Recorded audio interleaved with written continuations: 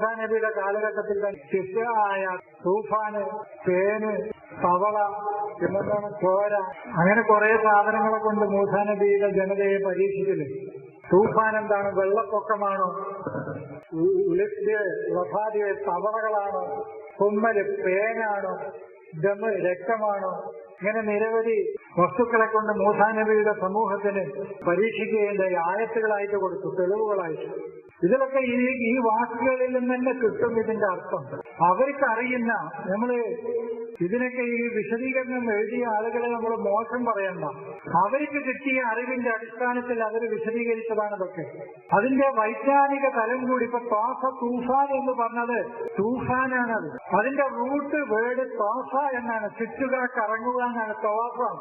അപ്പൊ അജ്ഞതയിൽ മാത്രം തവാഫായിട്ട് കഴിയുന്ന ഒരു ജനതയായിരുന്നു അവര്. അതാണ് അവരുടെ തൂഫാന്. ഒരു ജനത അജ്ഞതയിൽ മാത്രം, അറിവില്ലായ്മയിൽ മാത്രം, അന്ധവിശ്വാസങ്ങളിൽ മാത്രം ചുറ്റിപ്പറ്റി കഴിയുമ്പോൾ അത് ആ ജനതയുടെ തൂഫാനാണ്. അജ്ഞതയുടെ പ്രളയമാണ് അവരുടെ. അത് അവരുടെ ഒരു ആയത്താണ്. അവസാനത്തെ ആയത്തുൽ കുബ്ര ഫിറൗന. അതാണ് സിസ് ആയാത്ത്.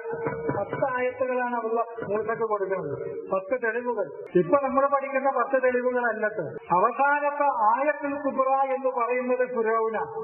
ആ ഫിറൗന് കൂടി മുങ്ങിയതോടുകൂടി വ്യക്തമായി തെളിഞ്ഞു കിട്ടി എന്താണ് സത്യം എന്നുള്ളത്.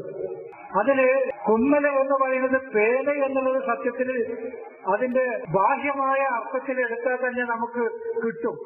ബാഹ്യമായ അർത്ഥത്തിൽ ഞാനൊരു സൂചന മാത്രമേ തരുന്നുള്ളൂ.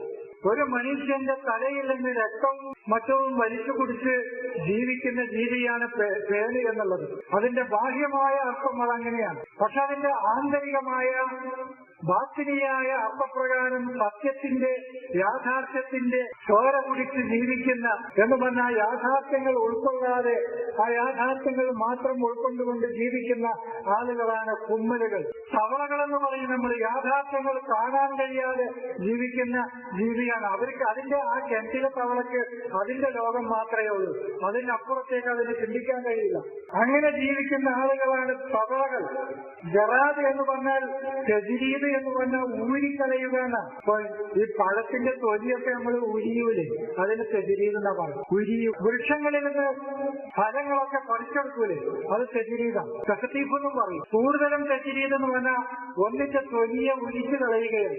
അതിനാണ് സാധാ ഒന്ന് ഊരിക്കളയാം. അതിനാണ് തെജിരീദ് ഭാഷ.